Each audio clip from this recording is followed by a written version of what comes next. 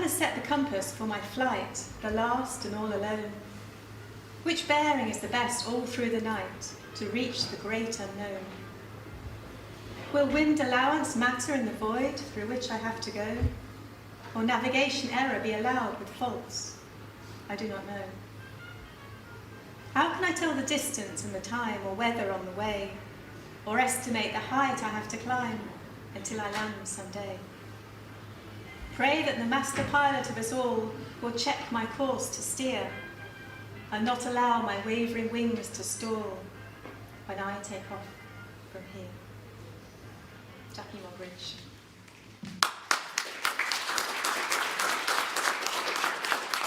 Ladies and gentlemen, Alison Hill. That was fantastic. Thank you very much indeed.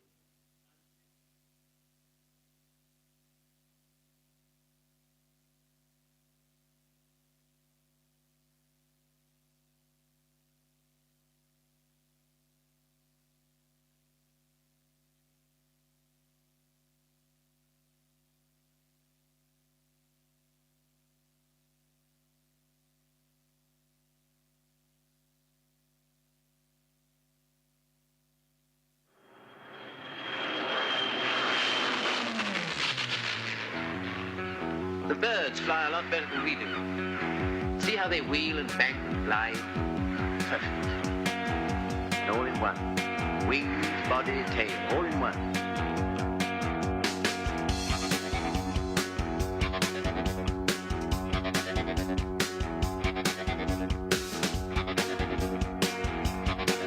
Someday, I'm going to build a plane that will be just like a bird.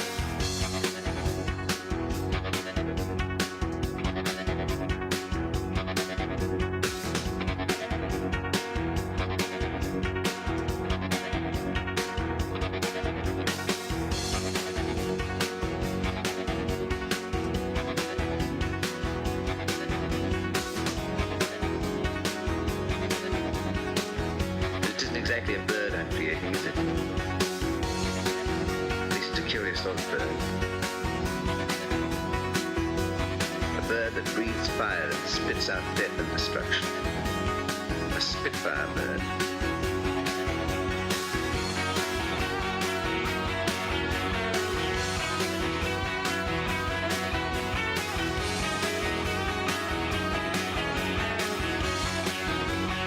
A Spitfire bird.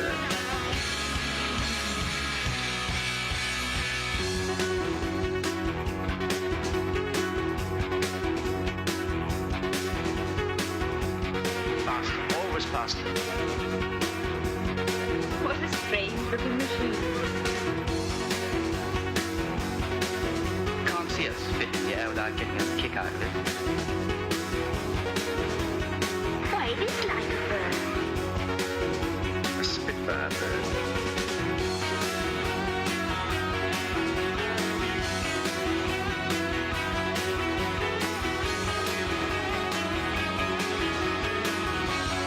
Spitfire bird.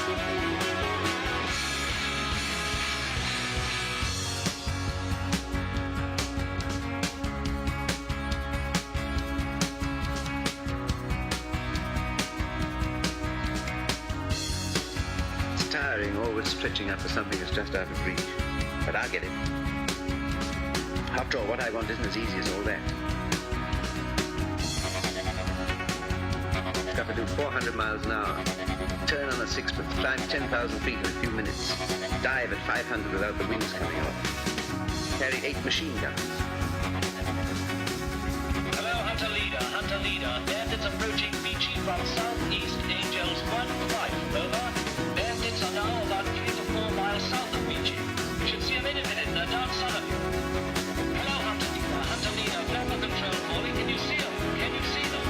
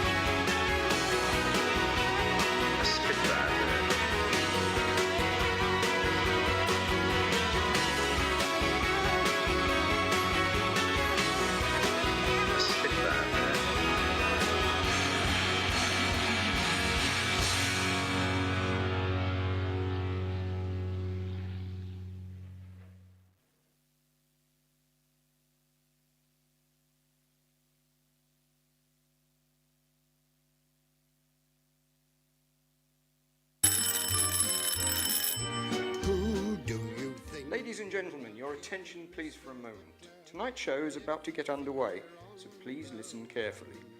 If the fire alarm should sound, please evacuate the building in an orderly fashion through one of the 2 exit doors, here and here. Remember, one may be behind you, here. Make your way to the assembly point in the paddock, here, here and here. Pike, Pike, test the alarm. No, Pike, you stupid boy.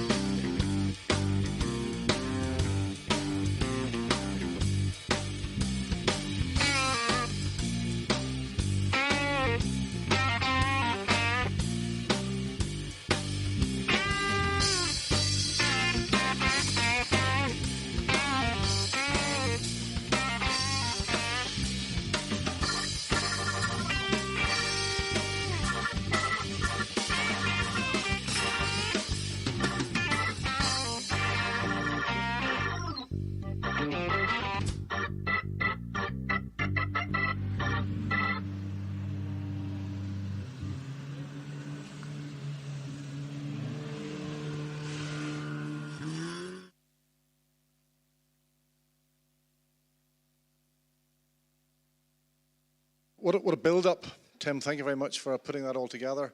I'm Harry Sherrod, and together with the rest of the team, we run the Talks program here. In case I forget later, I think a number of you here are not Brooklands members. Our friends from the outreach team are at the back, and they can give you lots of information about joining the Brooklands members, and we've got lots of talks and other activities coming up the rest of this year and into next year as well. I've been to Matt's talk once before when he gave it at Goodwood. I was absolutely mesmerised. It's an incredible achievement to have flown a single-engine Second World War era aircraft right around the world, and that aircraft, of course, probably the most iconic aircraft ever at the Spitfire. So without any further ado, please give a warm welcome to Matt Jones.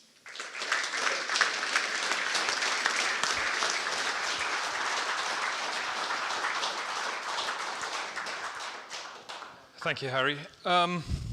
Ladies and gentlemen, thank you for turning up in such a huge number tonight. I think I've delivered this speech to a maximum of 10 people before, and only 5 of them fell asleep. So it's nice and warm in here, and it's pretty dark. So if you can keep any snoring to a minimum, that would be fantastic. A little bit about me.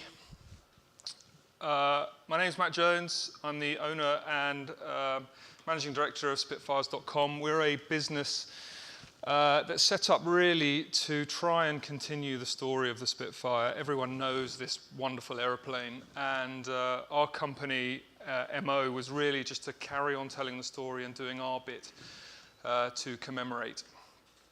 We're based down at Goodwood. We do 2-seat Spitfire flights. We have a Spitfire simulator, the only Spitfire simulator in the world that's built out of original Spitfire parts, so it's a complete Spitfire cockpit. I was previously an investment banker. I spent 4 years looking out the window thinking, what have I done? Watching aeroplanes landing into Heathrow, and another 4 years later, I left with my pilot's license and started my flying career. Never then did I even dream that I could have ended up doing or being a part of a trip such as this. Flew private jets and helicopters for a while, and then as a part of this business and as a part of this desire, as I mentioned earlier, to try and keep telling the story and keep commemorating this amazing part of our history, the opportunity to buy an aeroplane came up, and a very, very special Spitfire at that. And with that opportunity came a huge burden, and that was how do we How do we use it to its, to its foremost to continue telling the story? And that's pretty much where the idea for the longest flight expedition came about. Not 100% true. Part of it was in a pub somewhere, and stupidly I ran my mouth the next morning saying I had this great idea, and once you've told 10 people, you have to do it. So about 3 years later, from Goodwood, we set off. I've mentioned a little bit about the inspiration, if you want to read that bit, but it really is not just about the pilots who flew these aircraft, it's about the people who designed them, the people who built them, the people who maintained them, and of course the people who flew them. And the people who were prepared to give up their lives in this aircraft for a way of life that they believed in and that they wanted their families to grow up into. And that really was the main inspiration behind this. As part of being a part of the Spitfire Academy, we've put together a few other big events, and most notably, we flew Wing Commander Tom Neal in 2015 for the 75th anniversary of the victory in the Battle of Britain. I had him in the back of my two-seat Spitfire. Prince Harry, as you can see, was there on the day. We had 34 other Spitfires and Hurricanes flying out of Goodwood that day. I gave a speech the night before at the house, and a great honour of knowing Tom for a year or so at that point, and said to him, you've survived the Battle of Britain, you survived the rest of the war, you survived being a test pilot in the RAF, you've got the most dangerous flight of your life coming up tomorrow morning. He survived. In fact, I don't know how it happened, but I did the best landing I've ever done in a Spitfire that day. And no one in the industry believes that he didn't take control off me just prior to touching down. But I know the truth, kind of. Question we get asked a lot, why silver? Well, there are a lot of, and we have them ourselves, there are a lot of aeroplanes painted in the camouflage, the correct camouflage for the type of aircraft. And they are commemorating the war, and they are commemorating the people who flew them, and they fly displays. Battle of Britain Memorial Flight, the Royal Air Force do a phenomenal job of that, and many, many private owners and collectors do too. But we wanted to differentiate slightly. We wanted to still commemorate, but make it a little bit more about the beautiful design of this exceptional airplane. This aircraft was almost too beautiful for what it was designed to do. From a day-to-day point of view on the trip, it was also going to make crossing borders a lot easier because there are people in the world who don't know what a Spitfire is, and if you turn up with guns sticking out your wings and camouflage all over your airplane, chances are the guys with the braid on their shoulders are going to pay a little bit more attention to you. And there were some parts of the world where we certainly didn't want that. But also, and finally, it was a nod to Tom Neal. He'd become a great friend at that point. He was 98 and he wasn't very well, and we hoped. So Tom Neal, just to give you a bit of a backstory on that, he wrote a book called The Silver Spitfire, and essentially during the war he stole a Spitfire from the Royal Air Force and took all the paint off it, didn't polish it, but took all the paint off it and flew it around as his private ride for about 6 months before he realised, oh my God, what have I done? And then spent another 6 months or so trying to get rid of it. Anyway, he wrote a book called The Silver Spitfire, and we wanted to give him a reason to wake up the next morning. Unfortunately, he saw the aeroplane, but he didn't see us go and do the trip, which was a great shame. Airplane we called Gertie. For those of you who are pilots in the room or know anything about aviation in this country, every British airplane has a 5-letter designator starting with G. We wanted to give it a name. We want to inspire people. We want to inspire people of our own age, people older than us, and people younger than us. And we thought by giving it a name, a lady's name, that we might get a little bit more engagement. And I think that worked. History of the aeroplane. So, as I said earlier, we got this opportunity to buy this aircraft. Now, most modern day restorations of Spitfires are started from a very, very small piece of metal or a few small pieces of metal. This aeroplane, having flown 51 combat missions, flown with 3 squadrons in the UK and ultimately in Holland, last flew in 1956 and ended up in a Dutch museum, and essentially was protected therefore and mummified in its last flying state. So where other aeroplanes that have been crashed into the ground and bits have been taken out and an aeroplane's been built around them, or the very few that have carried on flying since the war, they've been repaired now so many times that actually it's a bit like Trigger's broom, and how much of that aircraft actually flew in wartime service. We pushed this entire aeroplane into the hangar looking pretty much like that. It had a slightly different scheme, but it was, to all intents and purposes, 100% original wartime Spitfire with incredible history. I mentioned some of its squadrons. Have a read through those. I'm not going to go through them here now, but the key numbers, as I said, 51 combat missions, 1 success. And in fact, the aeroplane that it had a shared success with, the pilots actually both got out as well, which part of me quite likes. So it did its job, but didn't cause any death. It had some amazing skirmishes, so the records that come with aircraft like this, or the records that are still available down at Kew, are phenomenal, and you can read every pilot's account of every time the aircraft flew and what happened. It had a head-on attack with an Me-262, the first Nazi jet, the first jet in the world, and it fought with Me-109s, Focke-Wulf 190s. It still shows in its wings a couple of puncture holes in the wings, where it was shot at from below on a mission where 6 of them went out and only 2 returned, and MJ271 was one of them. Had a very diverse selection of pilots. 13 pilots flew it during the war. It came from all over the world, and I think this slide really shows you, or gives you an idea of what a worldwide effort it was, and how all the Commonwealth came together to fight the Nazis and to stop their advance into the UK and then to push them back.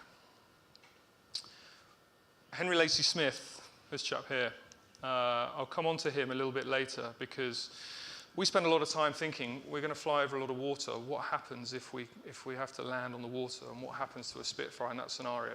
And his story, if I don't say it, please remind me at the end, but his story certainly guided us in the actions we'd need to take. So this is the Dutch scheme that the aeroplane was in 2010. We actually bought the aeroplane in 2018 from someone in Duxford who'd had it in store. That's exactly how it looked as we pushed it in. The only notable difference, clip wings. That wasn't correct for it for the time it flew with the Royal Air Force. So the restoration took 2.5 years. Now, I'm not a wealthy man. This was my opportunity to own half of a Spitfire, and everything I had went into it. I knew it was special, and I knew we were going to do something special with it. But when you push something like this into a hangar and think, I own a Spitfire, and then you come back 4 months later and it's just bits all over the floor, believe me, your heart skips a beat. It was about another 6 months before it started coming back together again, and it took 2.5 years to complete. One of the briefs we gave to the guys who were doing it was that we're going to do this trip. It would be very easy to modernize the aircraft to enable us to do the trip, but we don't want to do that. We want to keep it as original as possible, yet still come up with ways of using more wartime innovation to make the trip possible, and that's, I think, exactly what we did. Again, I'll come on to that in a moment. So the Spitfire was an interceptor. It was built to create a wall around our country. So it was designed to take off, to fight for a short period of time, to stop the enemy getting over our land, to push them back, and then to land back where they took off from. The upshot of all of that is it didn't have much fuel on board. It wasn't designed to go a long way, the exact opposite of what we were wanting to do with it.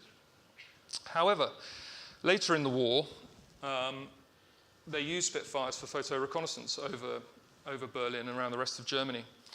And therefore, they'd made some modifications that we were able to then take and put into this standard Mark 9 fighter. The key one of those was fuel.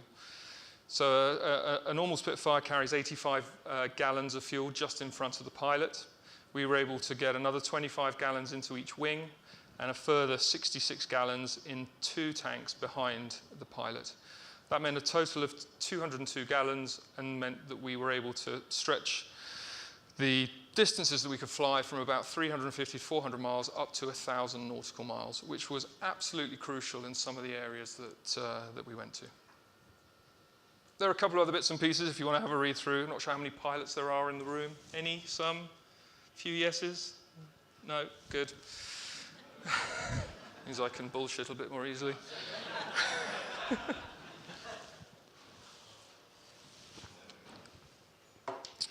The other key thing that we did was added a sort of a big oil tank to it because the engine was going to potentially be running for up to 5 hours at any one time. We put oxygen on board. We were able to go up to 25,000 feet. That enabled us to get over weather if necessary. Spitfires these days are capped at 10,000 feet. They don't want pilots taking oxygen particularly because the Spitfire oxygen systems were so dangerous back in the day.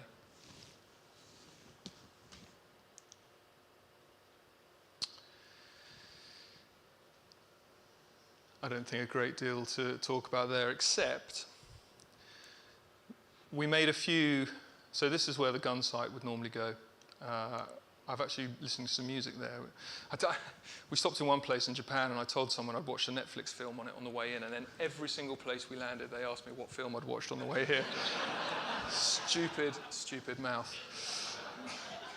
I didn't watch any Netflix films, I promise, but I did listen to some music on the longer legs. But this was primarily used for navigation. We had some amazing kit. Everything we did in the cockpit was reversible. So we had 2, you can see, non-wartime gauges here. That enabled us to potentially fly into bad weather if we needed to. That certainly wasn't the plan. Spitfire these days, so back in the day, they were able to fly in all sorts of conditions, of course. There were no limitations, but these days we're only allowed to fly them in visual conditions, which means you have to be able to see the ground or to be able to see a long way in front of you at all times, essentially.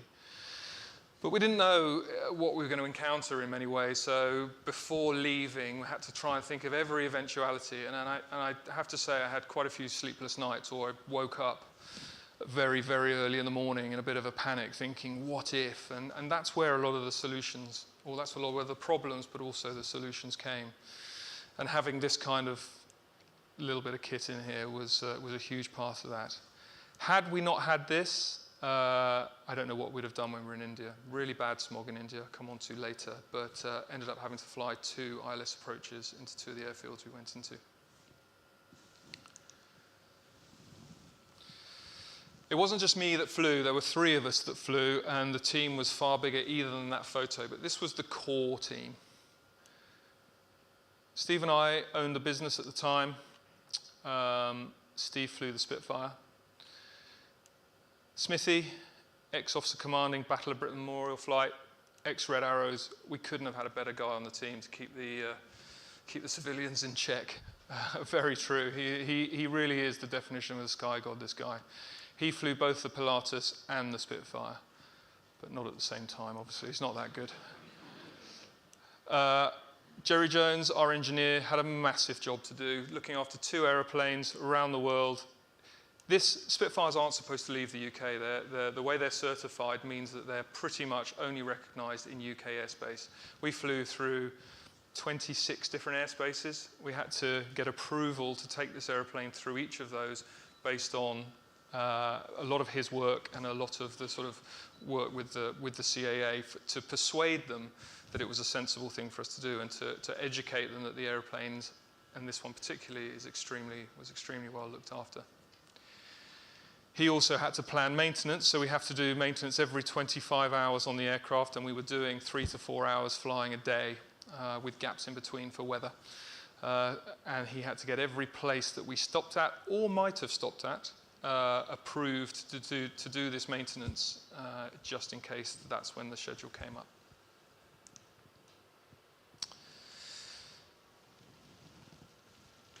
we did an enormous amount of training, and all of the military were absolutely superb to us, 100% behind the trip.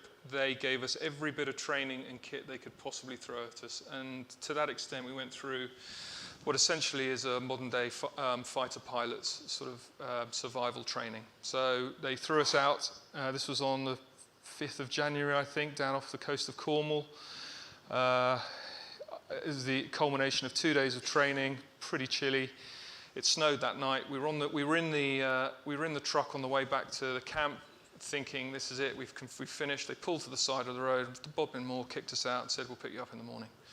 Thanks very much, guys. At which point, it started snowing.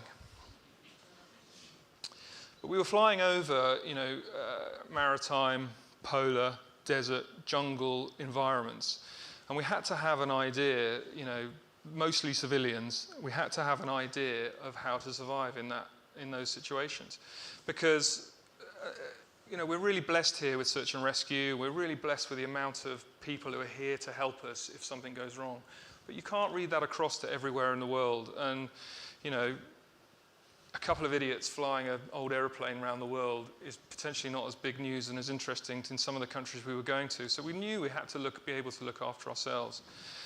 And this was a huge part in giving us the confidence that we were able to do that should something like that happen. This was that night. This was about an hour and a half after we got there, so we're still smiling. It wasn't quite the same the next morning. They put us through some hypoxia training. As we were flying high, you have to be able to learn the effect that lack of oxygen has on you, hypoxia. It's different for everyone, so they put you in a cockpit and they restrict the amount of oxygen that you breathe in to then see what happens. And some people feel faint, and some people lose color definition, some people feel euphoric, and we had to learn our own symptoms so that if we found ourselves in the airplane in that scenario, we could identify it before it got really dangerous. They put us in the Dunker at Yeovilton. That was brilliant fun, really, really good. But then they, again, turned the lights off and did it so that even though we weren't flying at night, it gets pretty dark pretty quickly in the sea. And that Dunker machine goes into the pool and then spins upside down, and then you have to get your straps off and get out. Smithy, I told you about earlier. So I did a lot of research on what happens to a Spitfire if you land in the sea. My background had been even the flight across the channel, the 20 miles across the channel, was a no-go in a warbird. If you did it very high, and you did it, it was kind of a silly thing to do. I looked at our map, and we had 1,800 miles in 4 days to cover just over the sea. So the idea of ditching the aeroplane in the sea sort of took up a huge part of my thinking power.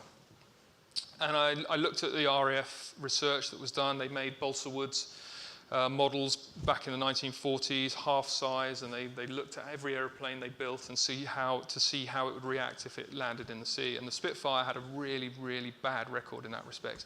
Essentially, it's going to flip on its back and go down very quickly. Okay, bad news. So having really thought about it, because, I've 5,000 hours flying experience. I've never jumped out of an aeroplane. I've no experience of parachuting. I've never met the person who packed the parachute I sit on. So the idea of jumping out of an aeroplane that still essentially works very well, it's just that the engine stopped turning, I couldn't get my head around that. But all of the data that I got my hands on said that's what you have to do, that's how to survive. So on the day that we turned up, Ian Smith, I mentioned, I went up to him and said, just so you know, because you're flying the support aeroplane, if the engine fails on this aeroplane, I'm going to jump out. And Smithy, cool as you like, expletive coming up, I apologise in advance, was leaning against the wall, smoking a cigarette, threw it on the ground and went, fuck that. So I flew the whole way around the world still not knowing whether I was going to jump out if the engine failed or not. So thank you, Mr. Sky God. This was all the kit the Royal Air Force gave us. Not only did they give us a standard kit, they designed a pack that we could throw out of the back of the PC-12, the support aeroplane we had, which was a complete clean sheet design. And really, they put a lot of effort into it, and really brilliant of them, all supported by their, the commanding officers. I won't go into too much detail about that. This is the support aeroplane lent to us by a very generous Danish chap. Had 20 hours on it when we got it, brand new. We had to spend some money to make this bit possible, and what that enabled was primarily to throw search and rescue equipment out to whoever was on the ground, if we had that issue, but also to be able to do the filming of the trip and the recording it photographically.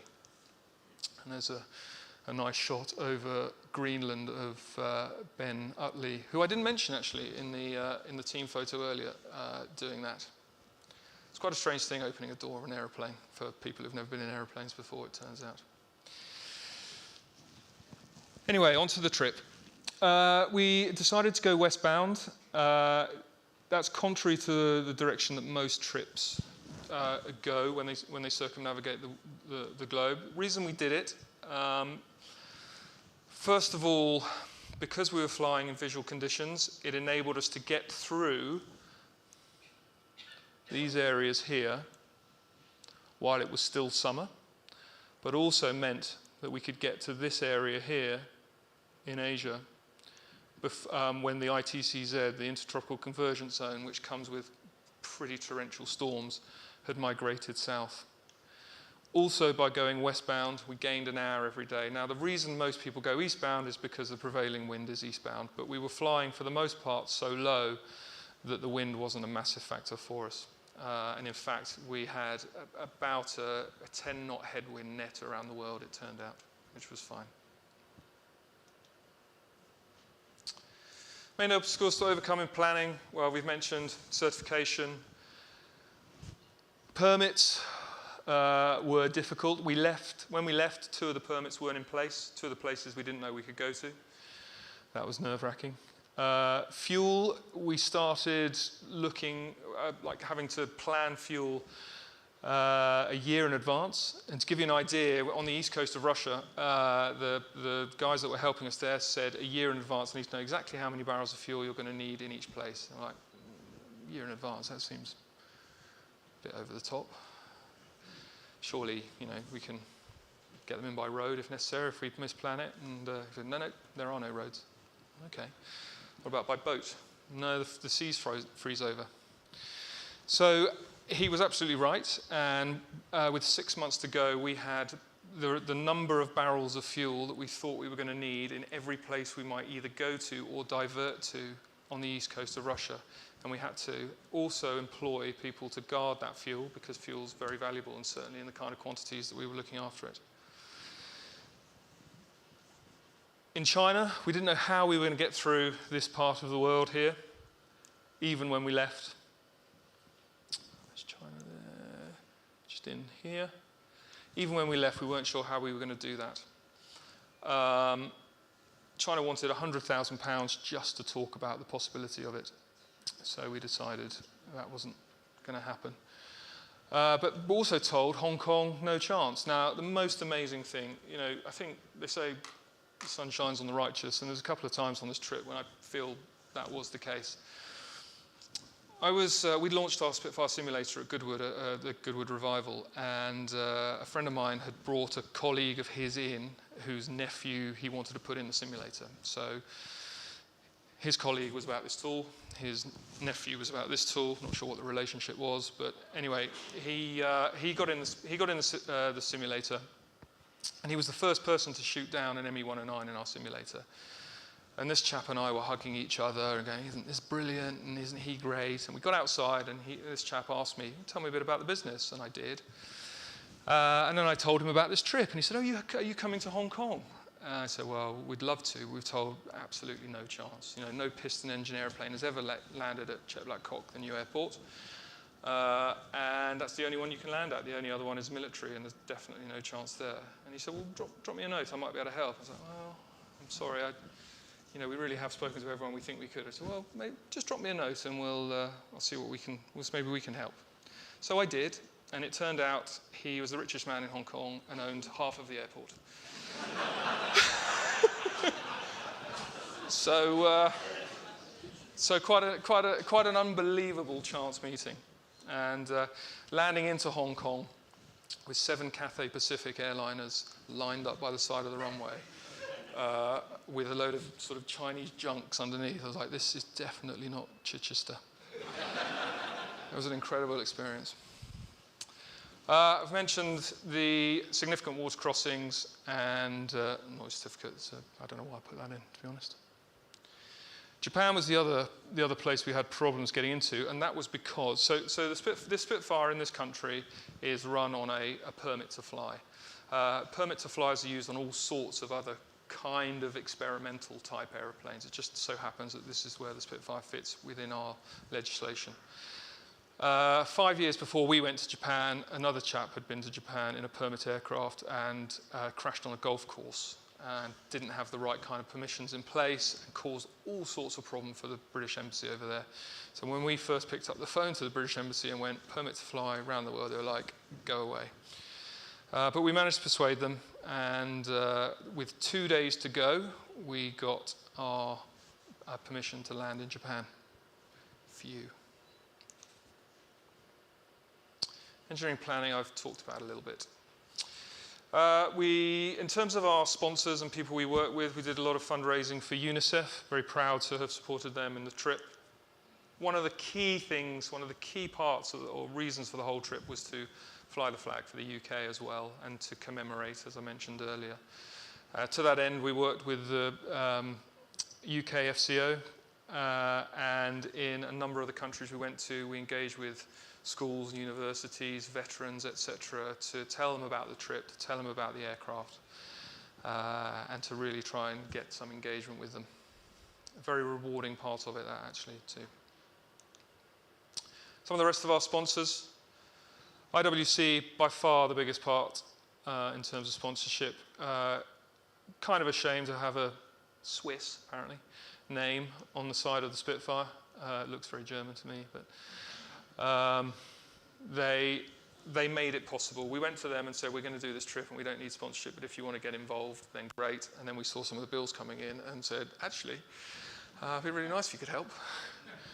And Jack & Jones is the company that the chap who owns this aeroplane owns, amongst others. They put on some really big, old-style parties for us to celebrate the fact that we were going on this trip. And, back in the day when people went away and went on expeditions, there was a lot of this sort of stuff that went on that doesn't get done in quite the same style these days. I got to drive a Spitfire. See, I have done a presentation to a few more people than tonight. I tell a lie. I got to drive a Spitfire into a party of 800 people having dinner and then do a small talk after that. Coolest moment of my life, by the way, except tonight, obviously. There were some notable people at that. I don't know if you recognize any of them. Anyway, time to go. We've done all the preparation. We are excited and nervous. We were trading this guy, Dave Williams, astronaut, as you can see, to fly the Spitfire. And he came into the office and he said, how are you feeling, Matt? And I said, to be honest, Dave, I'm pretty nervous. I feel like we have done all the preparation we can, so I feel like we're ready. But I feel like running, to be honest. And he said, sit down, let me tell you what it feels like to strap yourself to the top of a rocket.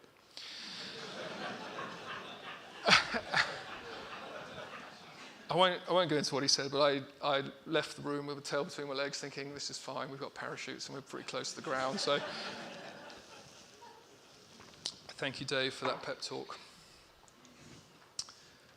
Huge turnout on the day. It was a splendid event that I didn't really see any of because we were so focused on going. And this is the moment just prior to departure. I put these slides in just to give you a sense of the kind of scale of the send-off they gave us. So we're off.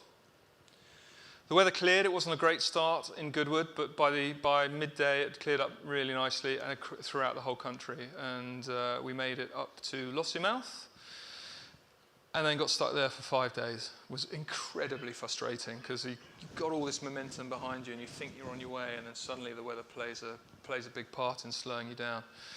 But finally got out of here. We had said right from the outset, let me show you this photo. So Coningsby put up a two-seat Typhoon for us just to give us a nice send-off, which was very good of them. We said right from the outset, this is a VFR aeroplane, so we need to be able to see where we're going. At no point on this trip will we fly the aircraft where you can't see the ground or the sea. Flight number 2. Well done, guys. We'd be so frustrated with 5 days, and this became a huge part of the trip. And we're motivated to go every day, but you still have to make good aviation decisions not to risk your life, because nothing's worth that. But there's this go-itis thing that we've got to get going, and we rationalized at the time that this was the right thing to do, and we made it. So, maybe it was. But we had no idea. We had no idea how low these clouds went over the sea. So we had no idea if I had to, fly the aircraft and ditch the aeroplane, which I still didn't know whether I was going to do or not, obviously.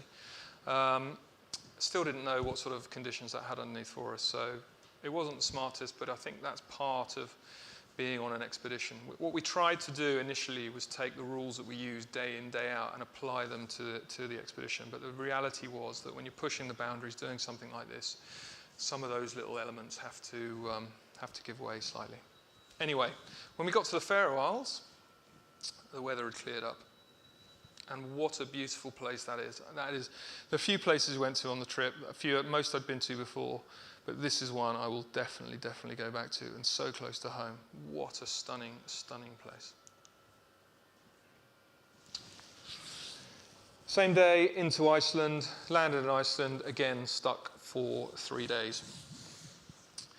The local airline there took us off to, in fact, they put us on 2 aeroplanes that were going to Kulasuk. So Kulasuk is on the east coast of, where are we going? On the east coast of Greenland here. It's a gravel runway. It's got a tower there, so air traffic control, no radar or anything. It's pretty bleak, and there's no real sort of diverts anywhere else along the coast there. So we needed to know pretty much on the day that we set off from Iceland, from Reykjavik here, that we were going to make it across the Denmark Straits here and make it into here. We waited 3 days. We've been on the ground such a long time. We got on really well with these airline crew. They'd put Smithy and I in the front of 2 separate airliners and taken us over there with passengers in the back, which I didn't think they were allowed to do anymore, but obviously they can in Iceland. They showed us the runway. They showed us the environment. That was super helpful. Anyway, the next day we were ready to go. We took off. Beautiful weather the whole way across. In the Spitfire, we were sponsored by Iridium, and we had a satellite phone.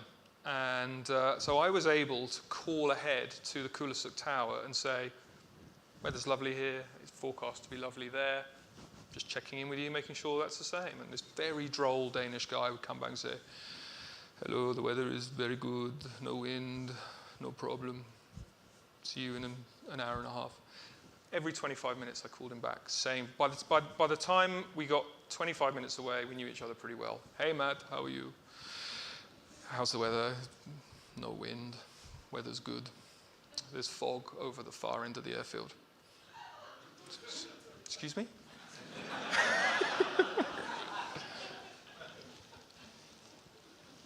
So those of you who don't know much about aviation, fog's really bad when you're trying to see an airfield. You can probably figure that out. So I said to him, well, so how likely is it to have moved, and how long do you think it might be in your experience? He goes, well, I have no idea, Matt. Oh, well, how long have you worked there? I can't remember his name, Klaus. How long have you worked there, Klaus? He said, 15 years. Okay, so in 15 years experience, when you've seen this before, how long has it taken? He goes, it varies.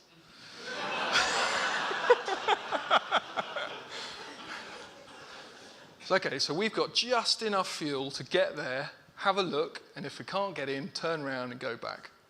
Probably. Anyway, we pushed on and we got in. And you can actually see the fog there just approaching the field. So normally you'd take off and land. There was actually about 5 knots of wind. You'd normally take off and land into wind, but I had to take off, land uphill into wind, but take off downhill out of wind, which in a tailwheel aeroplane isn't very comfortable, and particularly with 1.25 times more fuel on board than it was designed for. This was really the first time we kind of got into the trip and thought, we're into really cool places now. We're seeing some places that, you know, not many people have seen before.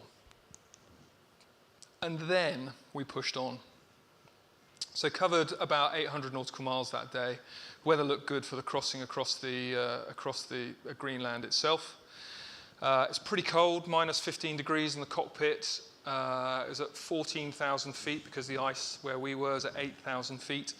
Had oxygen available if required. I took the odd suck on it, but I was pretty keen to get where we were going. The weather's pretty nice the whole way, which was great, but it's very, very difficult to judge depth perception. Another story I can tell you in the bar afterwards about that. But anyway, it's an interesting environment to fly in.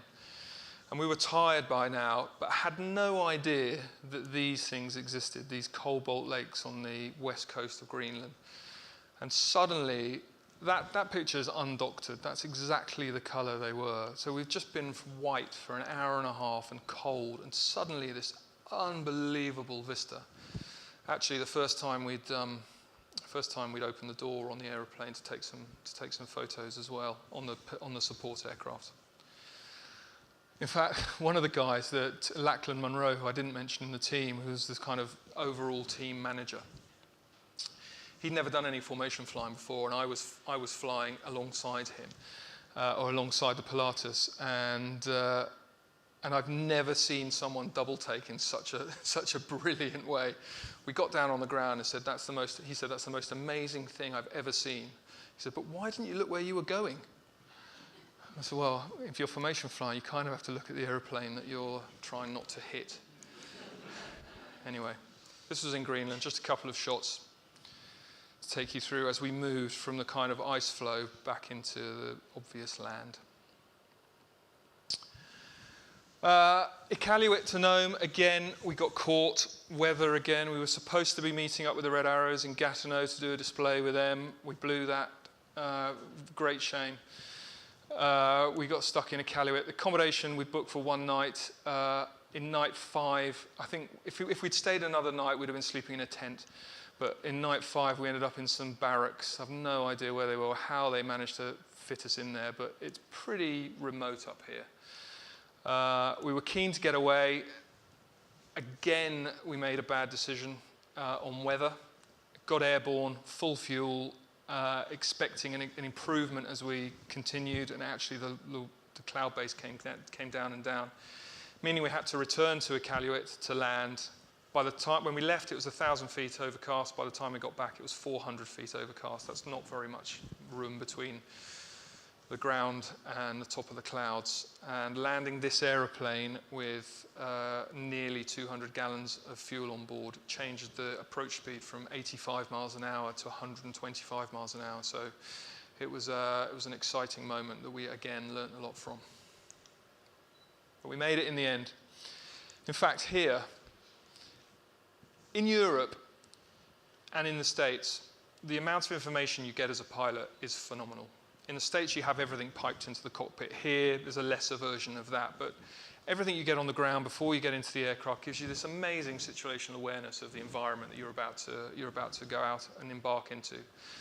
Very soon, we realized that wasn't the case around the rest of the world. So we were having to make decisions on whether to fly distances of 400, 500, 600, 700 nautical miles a day, which is the length of the south coast of the UK up to the Faroe Islands, and think of the different weather patterns we get in that. And we were having to make those decisions based on prognostic charts and SIG weather charts. So it became really quite difficult, which is part of the challenge, obviously.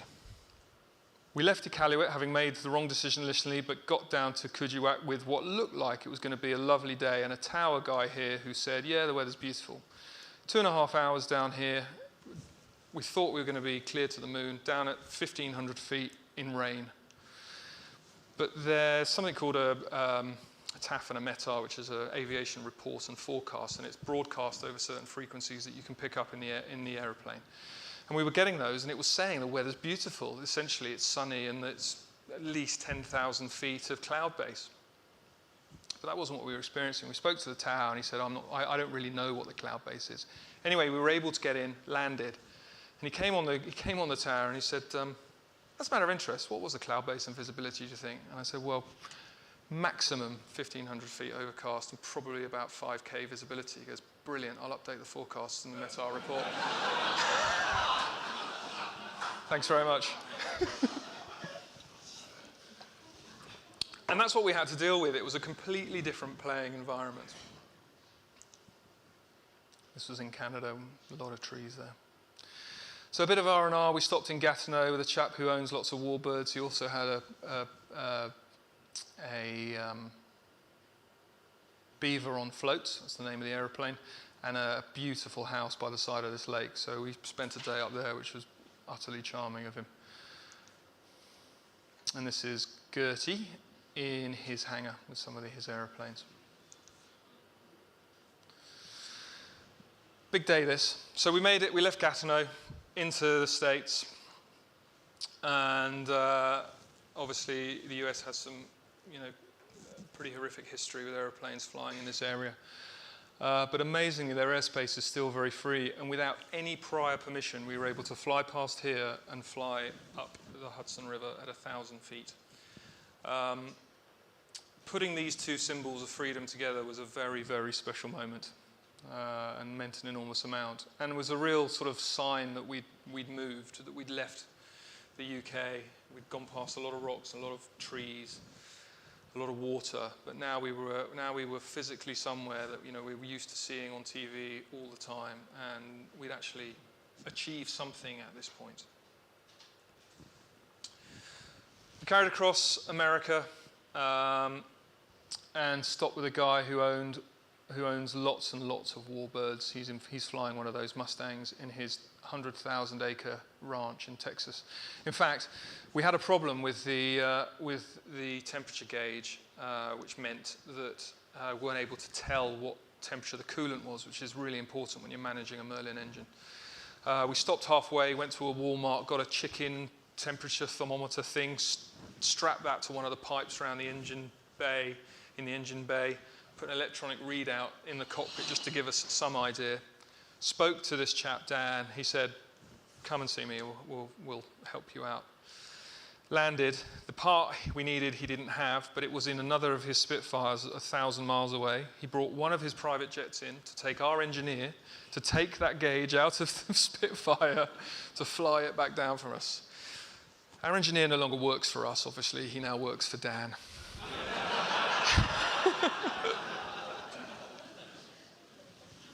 Not true, but he would.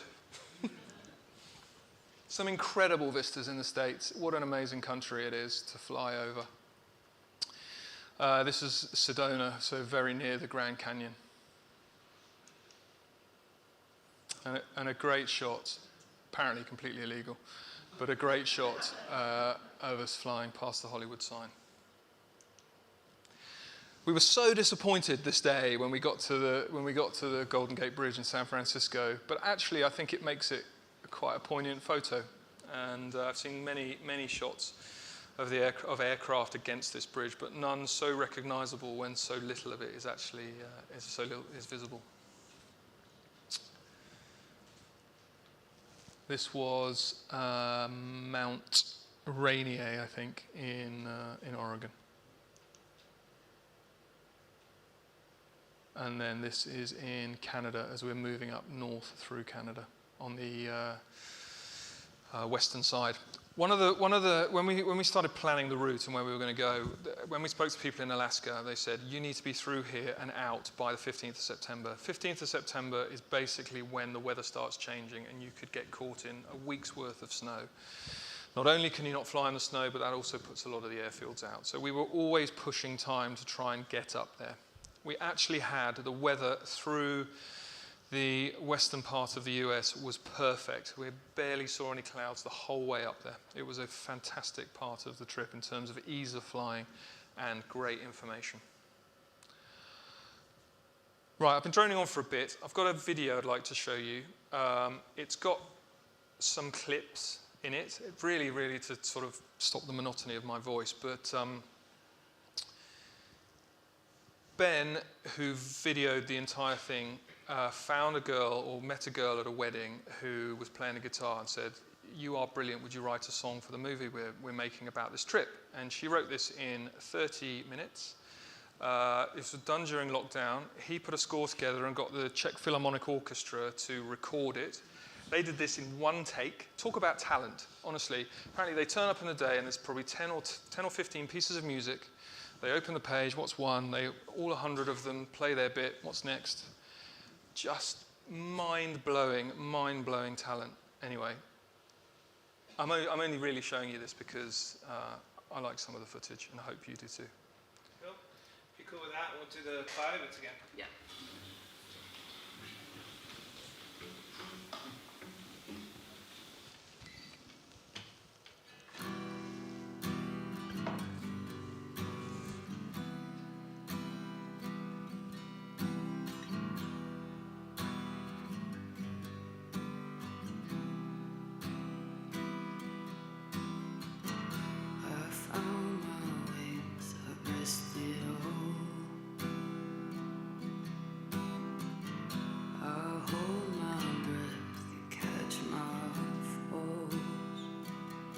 Something in the way you move.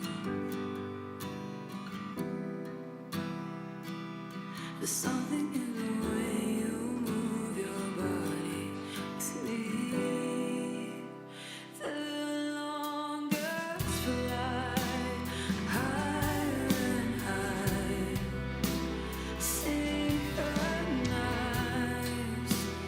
your world with mine.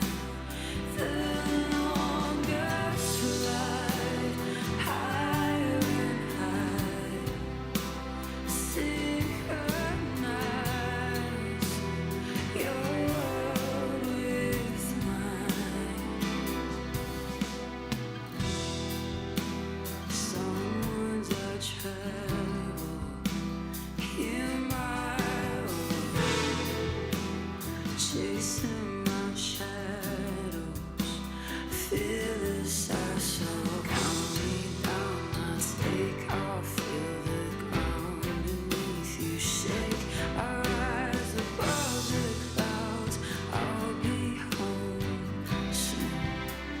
The longest fly higher and higher, synchronize your world with mine. Count me down, I'll take off, feel the ground beneath you shake. I rise above the clouds, I'll be home soon.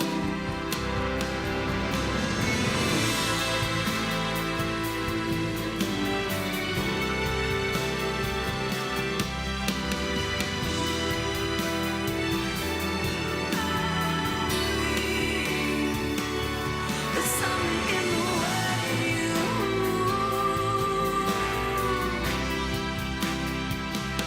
There's something in the way you make me feel like I'm free.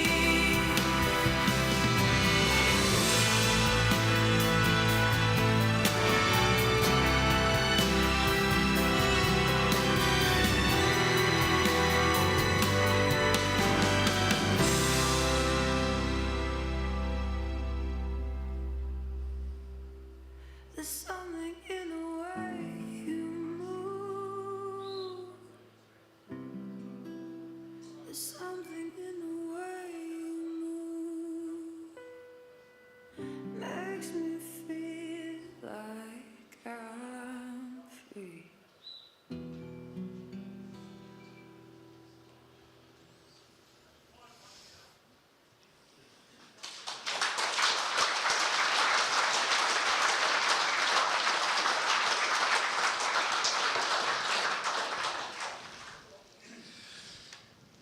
So here next really came the most exciting, the most terrifying, the most obvious part of the trip where we thought we are a long, long way from home here now. Crossing from Nome, Alaska, across the Bering Straits and hearing a Russian voice on the radio was terrifying and cool at the same time. What really struck me about this part of the world, or this part of Russia, was just how barren it was and just how big. You know, we were flying, as you can see there, 400, 500, 300, 400, 400 again, miles a day, and seeing nothing. No sign of human inhabitation whatsoever, no tracks, no huts, no roads, just bare nothing, and then landing in places that had 500 people in them maximum. When we did the planning for this part, none of these airports, one or two of them were, but most of the airports weren't even on aviation charts. So I had to go into Google, look for an area that looked like there were people there, presume that there might be an airport near those people, find those places that were, and then hand these Google photos to our Russian aide and say, it looks like there's an airport there, can we land there? And off the back of that, we were able to get permission to go. When we first looked at this part of the trip, it looked like we wouldn't get through here because the airplanes simply didn't have the range. And with 1,000 nautical miles, the plan was not that we flew 1,000 nautical miles. The plan was that we flew 470 nautical miles, so that in those places where we had no divert, no alternate, we could turn around and go back. So finding those airfields was really important. First place we landed in, Anadyr, front line of Cold War Soviet Union defense. Quite an amazing place. We didn't actually, but this is how nice our hotel was. It was the most run-down place I've ever seen. It was just amazing, and it looked like a bell had rung and people had just left, because there were cases and shoes and all sorts of human artifacts that you think you would take with you when you left somewhere that were just left here. So quite what happened, I don't know, but it was very, very interesting being there. There were bears there as well. I was going to go for a run, but someone advised strongly against that. Just to give you, I put one photo in of this thousands and thousands of miles of barren land.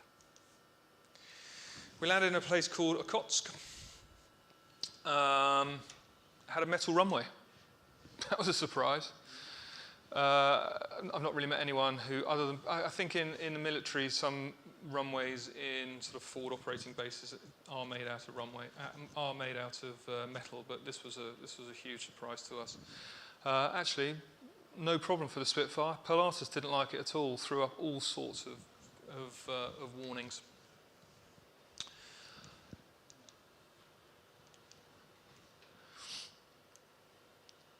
This trip here, from Ivensk to Magadan, over these mountains, was the most frightening part of the whole trip for me. It was supposed to be an hour and 20-minute flights. Again, no idea what the weather is like. Again, trying to make the most out of prognostic charts. In fact, we even had people back in the UK, military weather guys in the UK, helping us, trying to tell us what we were going to encounter. I flew 44 of the 74 flights on this trip, and for 42 of them, I thought I was the luckiest man in the world. For 2 of them, this one being the most obvious, I wished I was anywhere else in the world. We got stuck between 2 weather layers in very cold temperatures, which meant couldn't go into cloud because we get icing, and there's no de-icing capability on a Spitfire. There were mountains poking through the layer below us, so I knew if I jumped out, if something went wrong, that was going to be bad, and that if I had an engine failure, and had to go down, then that was going to be bad too, because I had to go through cloud before hoping to find somewhere flattish to put this aeroplane. We spent 2 3/4 hours trying to find a way around here with when we left here, it was starting to get a bit misty. You get that feeling in the air of the high moisture content, and it was starting to get a bit misty. We had a Russian interpreter on board. I think he was just there to make sure we weren't doing anything dodgy because he did not speak a word of English. It was utterly useless. He probably knew what the weather was doing. He couldn't tell us. He couldn't even draw pictures of it. I had found out just before we left for the trip that my other half was expecting our first baby, and I remember in that bit there thinking, what am I doing? I might never meet him. This is absurd. Anyway, we found a way round. We found a way round and we landed, and it was the best beer or two I have ever had. Pushed on from here, Magadan, Okhotsk, I mentioned, into a place called Nikolaevsk. Woke up in the morning in Nikolaevsk, got a call from my other half saying that she was bleeding and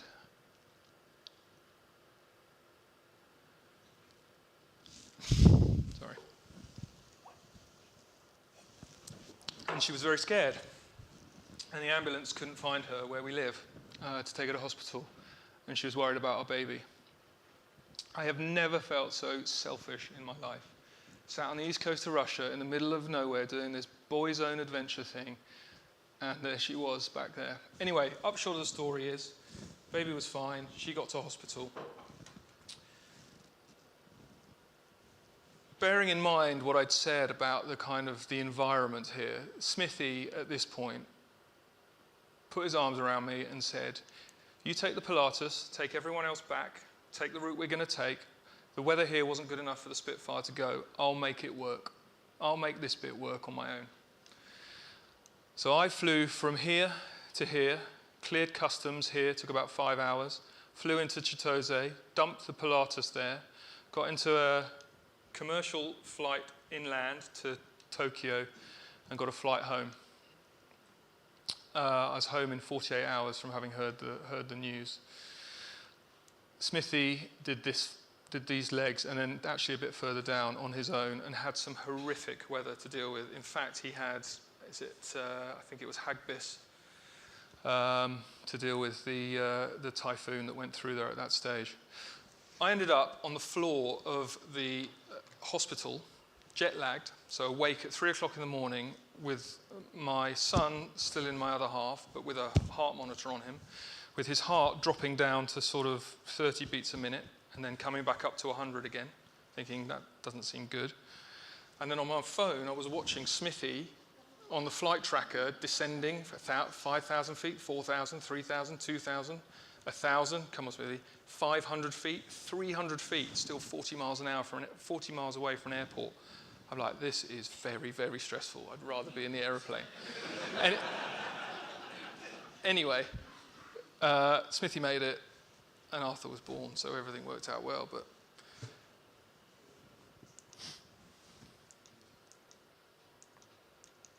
I'm rambling a bit now. Let's get on with this. So I mentioned this bit.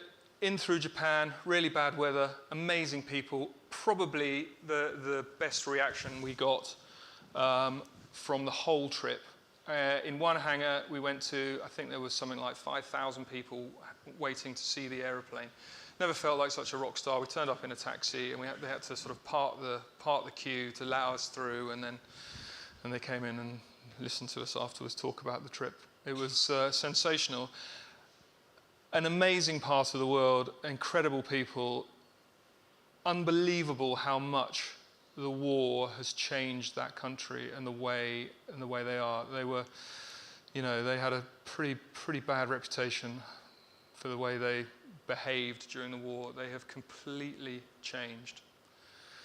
It was fascinating to hear what an effect it had. And what an amazing place to fly a vintage warbird, knowing that the history in this area, Spitfires and Mustangs all the way around here flew at different times during the war and after the war. This bit here was the longest really over water bit we did. And going from Taichung to Hong Kong was the first time I had a problem with the Spitfire. slight rumble. Ooh. So the engineering side of my mind is like, it's bound to be a plug. Bound to be a plug, just a gummed up plug. It's just a plug. The catastrophic side of my mind was like, that's the first side of total destruction. Don't touch anything. But actually, I'll try that, see if I can identify what's wrong. Anyway, it was a plug. But it was an hour and a half of really quite terrifying overwater flying before landing into Hong Kong. I mentioned the Hong Kong bit earlier. Having got there, I'd done my bit of overwater for a few days, so I jumped in the Pilatus and Smithy flew this leg to Da Nang, which was 570 nautical miles. Bear in mind that he was the officer commanding Battle of Britain Memorial Flight. It was him that said flying over the channel 22 miles is nuts. He flew 568 nautical miles across there. So he's a sky god, but he's also an idiot, which makes me love him. We landed in Da Nang, and this part of the world was where we really started doing the kind of the waving the British flag bit, where Spitfires had been very active from 1943, 1944 onwards, particularly at the end of the war in all of this area. There are apparently Spitfires buried in Myanmar and Burma. Certainly when we were in Bangkok, we were taken to see a few that are in the museum there and some that are in their stores. So this was an amazing area to fly that aeroplane over. Landing into Calcutta, we were going to land in Chittagong here in Bangladesh, but the weather wasn't good enough, but fortunately had enough fuel to carry on into Calcutta. That's the first ILS I flew in the Spitfire, and I'm not sure that it's not the first ILS that anyone's ever flown in a Spitfire, to be honest. Good news is, Spitfire does, like everything it does, ILS is an instrument landing system, so it's basically the system that an airliner uses predominantly to land at airfields whenever you've been on board. We put one in on this, as I said earlier, just to give us that opportunity if necessary. There was really, really bad smog in the whole of the north of India. It's always bad there, but particularly bad. And it wasn't for cloud or anything that I had to use it. It was the visibility due to the smog. Very warm. For those who knew anything about flying, I configured the airplane, put the flaps down, put the gear down, flew slightly faster than I normally would, so I could see over the nose of the Spitfire, so that when the runway appeared, I'd be able to see it. I thought, my God, this is doing this hands off. This is nicer than landing the aeroplane normally. This is fantastic.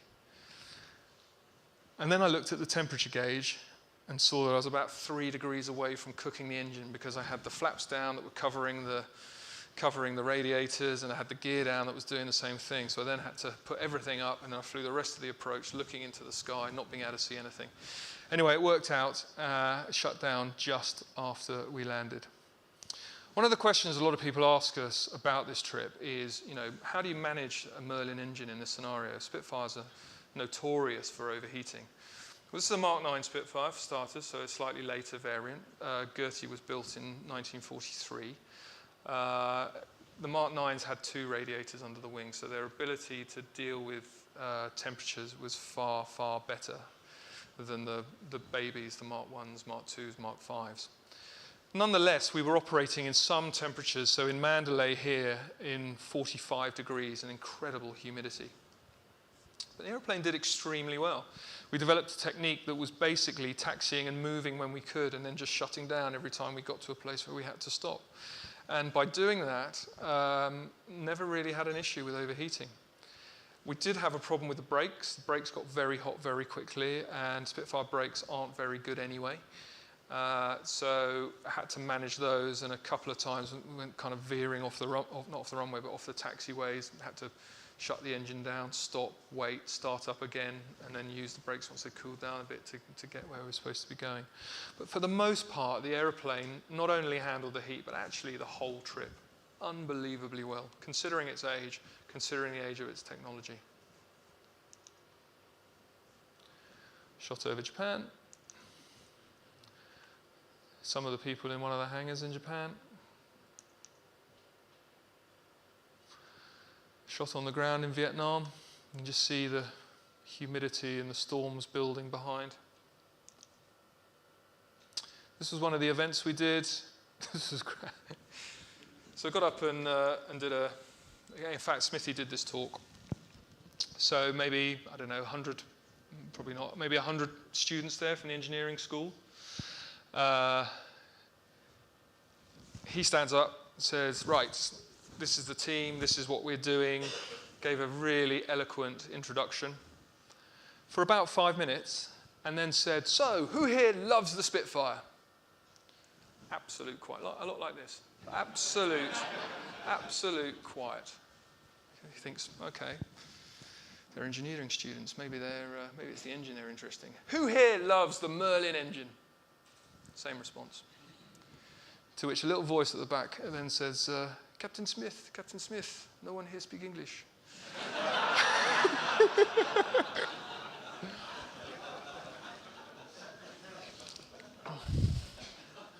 Anyway, we waved the flag. They understood that.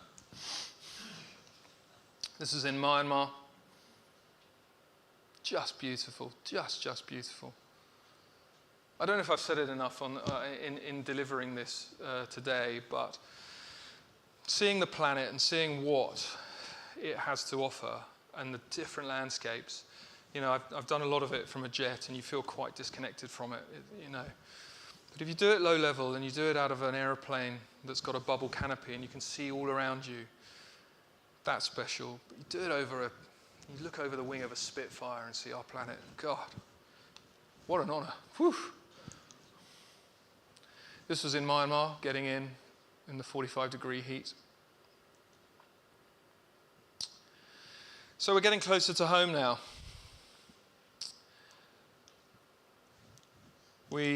Jodhpur is, I learnt, the home of aviation in India. The Maharaja there invited us up to his palace, put on 2 nights for us, not just the one, and inducted us into an aviation hall of fame they have there, which was a great, great honor. Came down and saw us at the airfield as well. Showed us some of their firepower. This is the palace here, Umen Barwad, I think it's called, and some of their MiGs.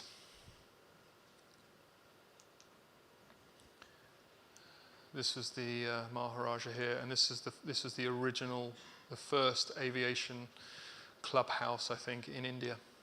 It's a great history there, and of course, Indians flew Spitfires during the war, and then had them in India after the war. And there's a shot over the palace on the day we left. We then went into Gwadar, Pakistan. So left India, which was an incredibly colourful, incredibly beautiful, totally disorganised place. And then landed in Pakistan, which was, I thought, going to be the same.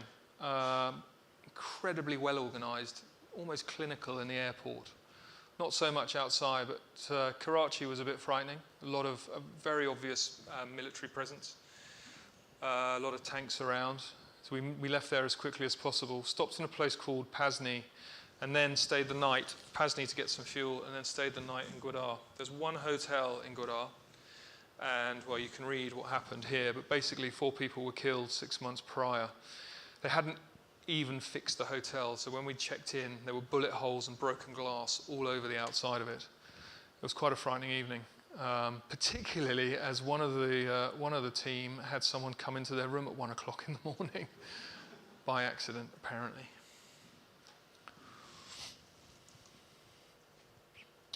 So we got out of there as quickly as we possibly could, and then into Abu Dhabi. Again, beautiful scenery, absolutely exquisite.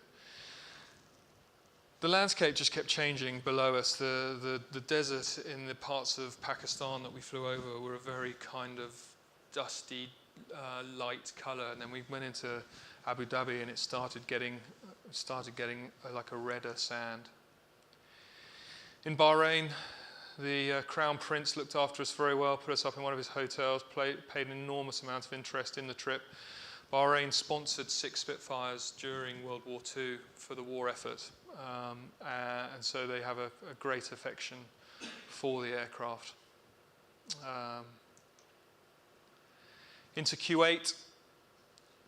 That F-18 was very, very, very close to me. So much so that over the sound of the Merlin, I could hear his engine.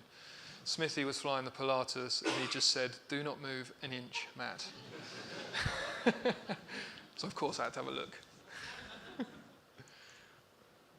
We were actually at that point flying over. I think it's just out of shot. So just down here was the UK embassy, and they had all the dignitaries outside for us, flying over the top of them. One of my favourite flights on the whole trip was from Q8. Well, actually, probably Q8 to Jordan over Saudi Arabia, and then from Saudi Arabia up to Egypt.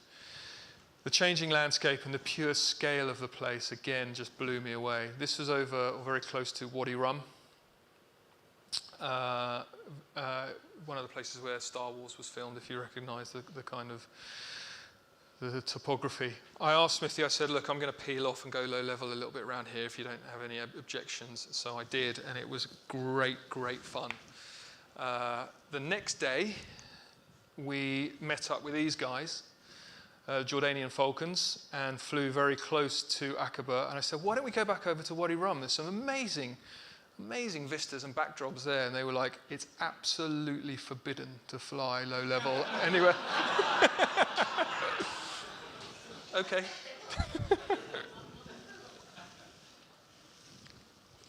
Anyway, a nice shot grabbed by Ben out the back of the Pilatus. It's on the ground in Aqaba. So as I said just now, we left Aqaba in Jordan and flew up into Egypt. Egypt, so much to offer in terms of rich history, going back thousands and thousands of years, but also wartime history. Right from the outset, we wanted to get the photo. I've just blown the story, but we wanted to get the photo of the Spitfire over the pyramids. And they said, you can't, we just can't do it. That airspace is sacred. You know, if you're at 30,000 feet, maybe, but not low level. So we left Aqaba, beautiful sort of salt blue seas, saw the Suez Canal. The landscape, in the video, there's a landscape that was shot from above. That was over Egypt, over the very Martian-like terrain. So keen to fly around this. So you can see the green of the Nile Delta there on the left-hand side of the photo. But so keen to fly the Spitfire in this theatre around Alexandria, where Spitfires had ended up flying later on in the war. Such a huge part of the war history. But really, really wanted to get this shot over the pyramids. So we tried our luck again and said to the air traffic controller, look, we'd really love to fly over the pyramids. Any chance we can get a photo? And he's like, no, you can't. Fly this vector. We're like, okay, fair enough. And he gave us vector, so he put us straight over the top. He knew he couldn't be recorded on the radio giving us a vector to fly over. So he told us we couldn't, but then gave us these headings so that we knew we could. Our cameraman was asleep in the back and got the biggest dig in the ribs of all time when we realized, because of course he couldn't tell us we were going near and we didn't know exactly where the pyramids were. So one of us spotted it and said, get Ben up as soon as possible, then had to depressurize the Pilatus, open the door, etc. And he managed to get some footage and quite a nice still, I think, as well. Nearly home. Greece again, that was a huge moment, landing there, having left Egypt and landing in Greece. We're in Europe. We've nearly made this, guys. Perchance to dream. Let's not get too carried away, but we are only a few flights away from having done this, having done something that so many in our industry said couldn't happen. So landed in Greece, landed in Heraklion, in Crete, and then one night in Athens, into Italy. Had to stay in Padova for 2 or 3 days. This was the last part of the trip that was causing us any kind of consternation in terms of weather. The Alps, getting over the Alps in winter. It's now sort of first week in December. Very, very foggy in this part of the world. don't know whether you're aware, but a lot of expeditions back in the day used to start or finish in Venice. I think most of them started in Venice. So we wanted to go to Venice as a sort of cap-doth to that. So stayed in Padova, went into Venice, had a really nice couple of days there, waiting for the weather to clear, and then finally it did. Got over the Alps, spectacular to fly over the Alps and into Germany. I've flown a Spitfire before in Germany, so I wasn't too nervous about doing it. But it was quite a good story the first time I did it, because I was nervous that time. I was flying an aeroplane from the UK up to Norway and crossed from, I think, the Dutch border, I guess, into German airspace. And I gave them all the details, and the guy said, "Say again your aircraft type."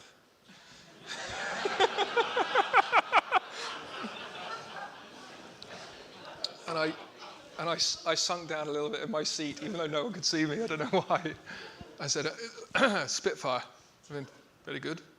Didn't say another thing for 10 minutes until he had to hand me over to the next frequency somewhere else in Germany. He said, "Spitfire Golf India Lima Delta Alpha, contact Paderborn 121.490.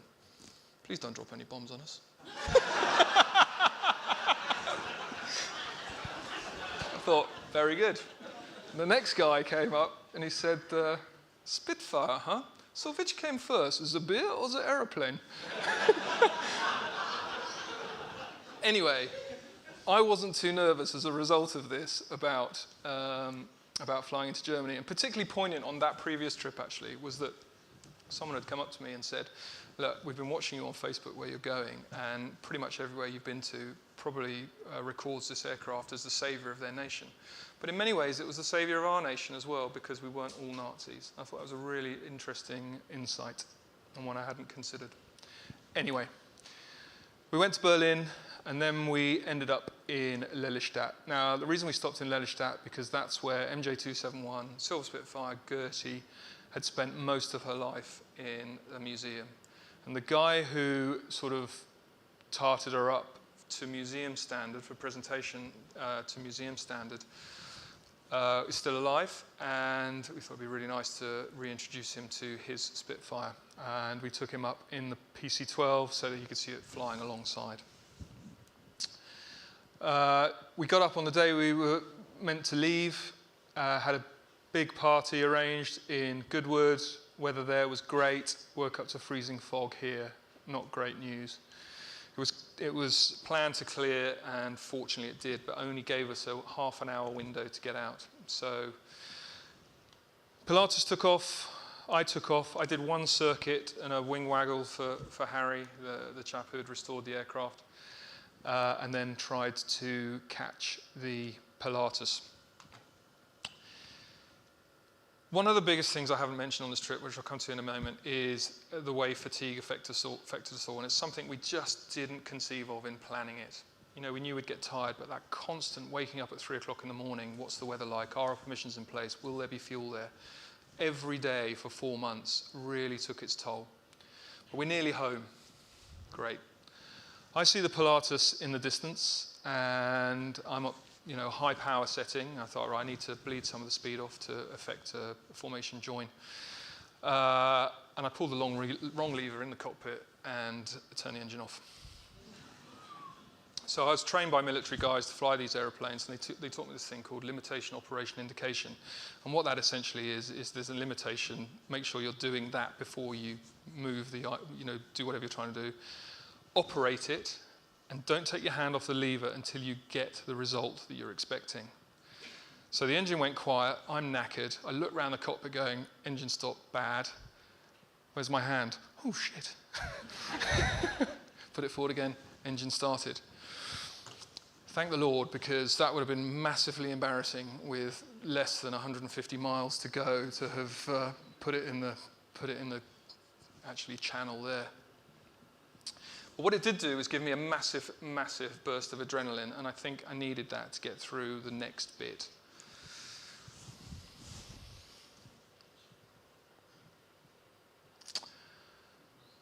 The most poignant part of the entire trip for me was the first time I saw the White Cliffs.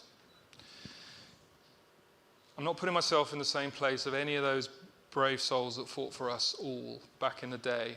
But in that moment, I knew what it felt like to have been away for a long time and not been 100% assured of coming back and see our homeland in front of us and see those white cliffs. Now, I have, as you've seen a couple of times today, I get quite emotional about this stuff. I've lost it around Spitfires and with Spitfire people many, many times. But this is the first time I actually cried in the aeroplane. It was an extraordinarily emotional moment, both the poignancy of us being home, but also comparing it to, back in the day and what these pilots, what these men saw every day coming home to land for one more day.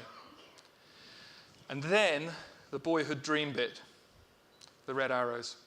And I heard over the red arrows, visual Spitfire. I cleared them to join me, flew them all the way along the coast, and had that beautiful, amazing red arrows, smoke on, go.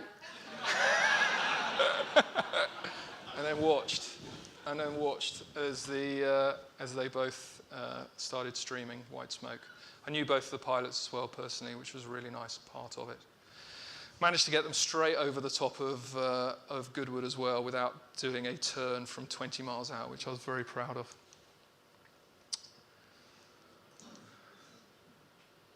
And then we were home. There's Arthur. Slept through the whole thing.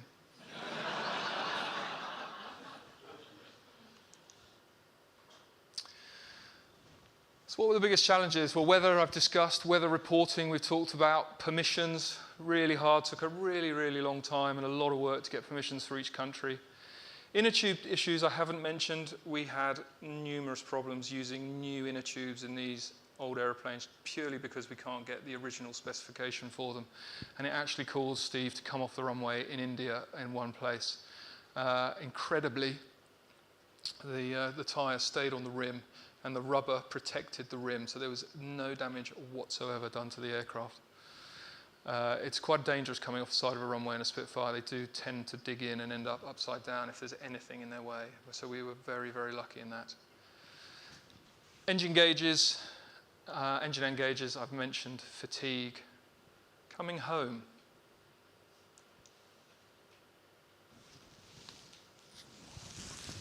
It's very interesting when you spend 2.5 years building up to something, and that something is 4 months long, and every day you have stress, and every day you have something both incredibly tiring and fatiguing, but also magnificent and wonderful. It really stretches your emotions. And then the next day, you're not doing any of it. And the next day, and the next. And it's amazing, amazing the effect it had on the entire team. And actually how long it took us all to recover from the trip. The psychology of that, we've done a little bit of work on. I'm not going to go into it now, but I found it really interesting to find this quote from the Duke of Wellington about how we all kind of felt. What has really helped is actually doing these talks and time. And I become more and more proud, actually, of what we achieved. The more I do this and the more I realize, what we've done. So what do we achieve? We survived. We flew the flag for the UK. We've hopefully inspired kids into aviation adventure. We're inspiring people generally to follow their dreams. I'm not completely over it yet. Charity donation, and we set a new world record. No one else, it transpired, has been stupid enough to fly a single-seat anything piston-powered around the world before. So we got that.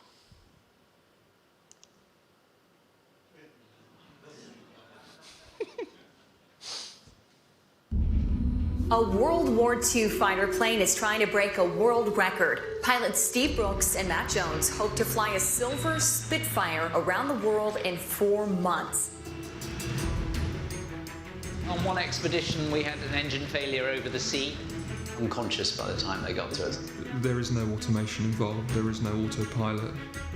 There are no systems that warn you when things are going wrong.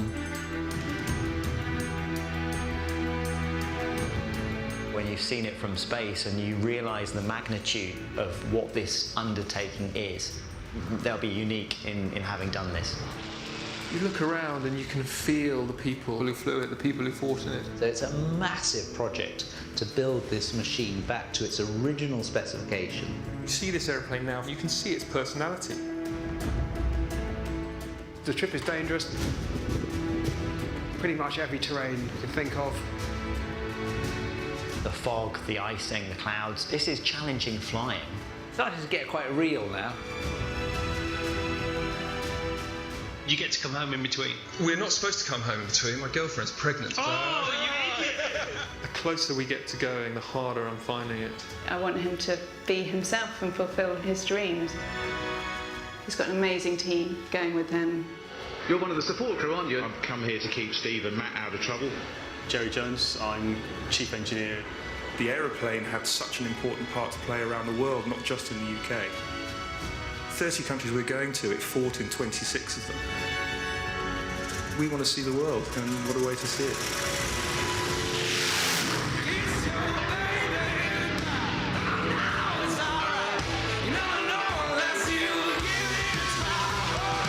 Much better to be down here wishing you were up there than up there wishing you were down here. Fly science missions on the ice cap. Most places where we go, we get lots of smiles and handshakes. Here was notably different. We just want to move on. Every time he speaks to me, he's looking into my soul. What's wrong? I've got a problem. I've got a problem. Just got to get home. Stepwells are very important for the survival of a city like this. The most amazing day ever. Thank you for visiting. I have never seen such a cool aircraft, and I hope your work will be successful. What an experience!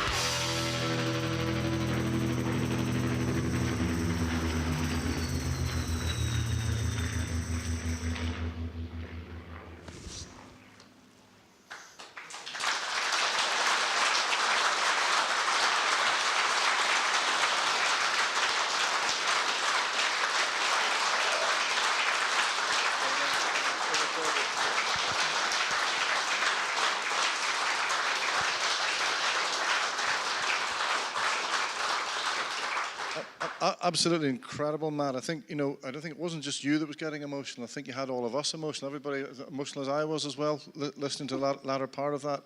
Absolutely incredible, and a fantastic presentation as well. Appreciate that, thank you. After such a comprehensive talk, has Matt not covered everything? Are there actually anybody going to have a job seeing? Actually, it's quite dark. I've got a question right down here at the back, a question here at the front. I'm going to be lazy and go to the front first.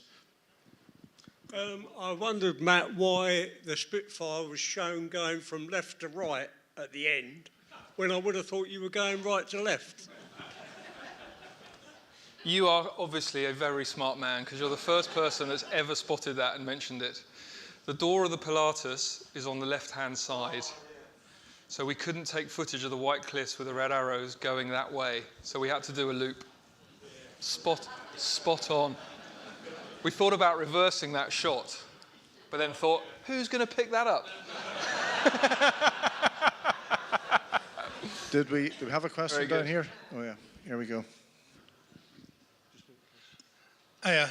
During the sort of rebuilding process of the Spitfire, and with this in mind, were any conversations had about sort of reintroducing what were drop tanks to increase the range of the aircraft again, or was that just not a feasible option? Yeah, well, it was very much part of our consideration, and it was finally kiboshed by our discussion with the Americans about flying in their airspace, and they just said, anything that you can release from an aircraft is a missile, and therefore we won't let you into our airspace. And to be fair, back in the day when they were using them, it was wartime, it was a requirement. But if I had 90 gallons of fuel sitting under me and I had an engine failure just after takeoff, I can't honestly say that I would do the right thing and not eject that 90 gallons. And where would it go?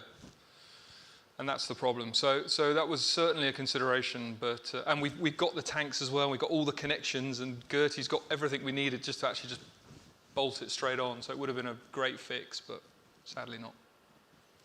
Interesting question. Any other questions for Matt? Got another one just here.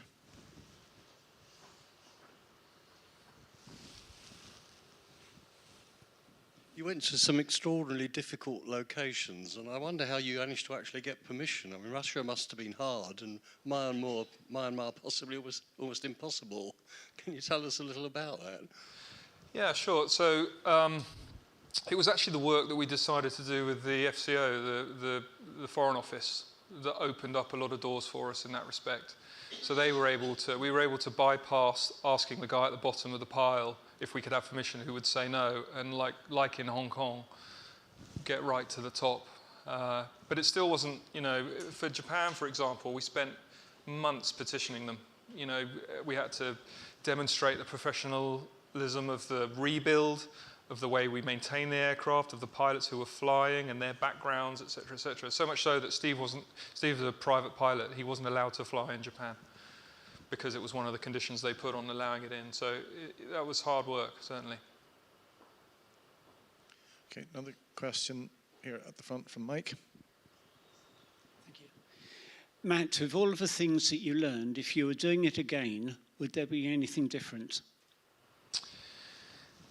Yeah, I think one of the downsides to being sponsors is that we had requirements, date requirements that we had to go for, and that added an enormous amount of time pressure to us. I would love, and also, you know, there's 7 of us traveling, and that has a cost, quite a significant cost for every day that we're away. I would love to do the trip again without that time pressure, just to sit back and enjoy it and go on the right days and look out the window and spend a bit of time going to some of the places that we didn't have a time to look around because the weather was good for us to carry on. Okay, we'll take one more question just from here from the front. Hi, Matt. Brilliant talk. Knew it was going to be stunning. Thank you. I just want to ask, it looked to me as if you changed the real tail pane on the back of the aircraft from the original sort of Mark 1 rounded type to the pointed one. You two related? Sorry.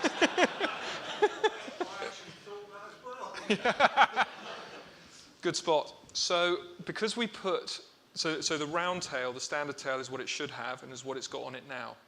For the trip, because we put the 66 gallons of fuel behind the pilot, the centre of gravity moved quite a long way aft. So we needed every little bit of controllability in yaw to counteract that. And that broad chord rudder made the difference. Adds about, to a normally configured aircraft, it adds about a 5-knot extra crosswind capability. Did you keep all the bits and put back on the aircraft now it's gone back again? Yeah, so the CAA only allowed us to put those rear fuel tanks in for the trip. We read all the pilot's notes from wartime, and it said only above average pilots should ever be allowed to fly the aircraft in this configuration, which made a mockery of us. But as a result, they said, as soon as you're back, we want those tanks out. So we took them out. We put them. You'll notice there was no mast on it for the trip. The original mast is now back on it, and the old tailplane is back on it as well. So it's got all the as many of the original bits back in it as we could put in. So I'm sure some of you were at the Goodwood Revival last weekend and saw Matt flying. He and a couple of other Spitfires opened the day every day and closed it again every evening. And then during the middle part of the day, then the Silver Spitfire was on static display outside your hangar. Yes. I assume the intention is to do that at the Revival every year, presumably. Hope so. Yeah, certainly. Yeah, as long as you're invited back. As long as you're invited back. I flew in on the Saturday night. Flew in a DJ, which was pretty cool. To go to the party. Was that the night I saw? Yeah. Yeah, it was that night. Yeah. Brilliant. Okay. One other thing I just wanted to say, just quickly, there will be a documentary. It's finished. I don't know when it's going to come out, but that last clip was essentially a sizzler for the documentary. So if I haven't bored you too much tonight, maybe keep an eye out for it when it does come out. Okay. Is it a quick one? Yeah, a very quick one. Do you have any idea at all where the Silver Spitfire will end up stationed, as it were? Yep, so... I mean, you talk a lot about Goodwood, I'm hoping, because I live near Goodwood. So it's there at the moment. So when we got back from the trip, the chap who lent us the Pilatus made us an offer to buy it, which we couldn't turn down. But it was on the proviso that we continue to engineer it run it and fly it. The upshot of that, he's from Denmark, the upshot of that means he's going to spend probably 8 or 9 months a year in Denmark, mostly over the winter, but we'll have it here in the summer for about 3 months each year, as it has been, as it was last year and as it has been this year. The nice thing about that is actually, I'm very, very fond of that aeroplane, obviously. Great still to have a connection to it. But Denmark doesn't have any representation of the Spitfires that they had, and they had exactly this type. They had exactly the Mark 9 with the standard rudder. And it's great that it's there telling the story to an audience that probably doesn't get it as much as we do here. So. Okay, thanks. Big round of applause again from Matt, please, everyone.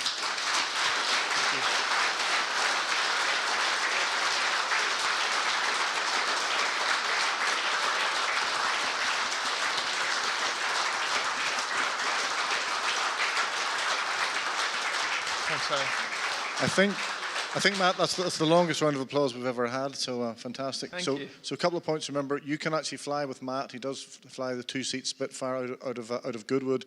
I heard a rumour that he was booked up for the whole of next year, but that's not true. He does have availability in his 2-seat Spitfire in the next several months if you want to do that. But by tradition, I forget about the raffle, but this once I'm actually going to remember that we have the raffle. So are you going to do that, Tim, or how does that work then? Remind me, what do you do? Pardon? Bring the microphone over. Final thing for me is we've got lots more excellent talks coming up. Do look on the website. We're actually got talks right through to, I think, June, July of next year. And also, again, please, if you're not already a member of Brooklands members, please do join at the back with our colleagues there from Outreach. Thank you all very much indeed for coming, and that's it from me. Tim will do the raffle, and I'll see you all next time. Thank you very much.